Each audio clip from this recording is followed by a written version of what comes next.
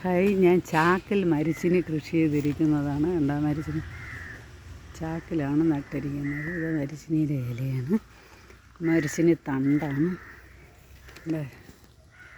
ഈ ചാക്കിലാണ് നട്ടിരിക്കുന്നത് മരിച്ചിനി.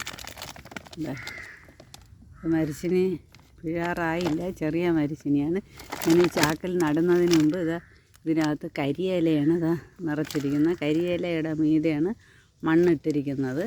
അതാണ് ഈ ചാക്കിൽ. അങ്ങനെ മണ്ണും ഇട്ട് കരിയിലയും ഇട്ടിട്ടാണ് മരിച്ചിനി കമ്പ് നട്ട് വെച്ചിരിക്കുന്നത്. അതിൽ 2 കമ്പായിട്ടാണ് വളർന്നിരിക്കുന്നത്. ഒരു കമ്പ് ചെറിയ കമ്പ്, ഒരു കമ്പ് വലിയ കമ്പുമായിട്ട്.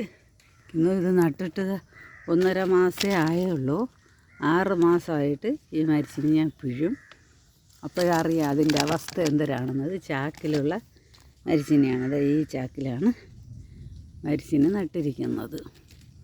ഇതുപോലെ കുറച്ച് സ്ഥലമുള്ള നിങ്ങൾക്കായാലും ചാക്കിൽ നട്ട് ഇതേപോലെ വളർത്താൻ പറ്റും. ഇത് ചാക്കിൽ നട്ട് വളർത്തിയതിന് ശേഷം കുറച്ച് വളർന്നതിന് ശേഷം ശകലം ചാരം ഇട്ട് കൊടുത്തിട്ടുണ്ട്. വേറെ ഒരു വളവും ഇട്ടില്ല. അതുകൊണ്ട് എത്രത്തോളം പുരോഗമിക്കുമെന്ന് എനിക്ക് അറിഞ്ഞുകൂടാ.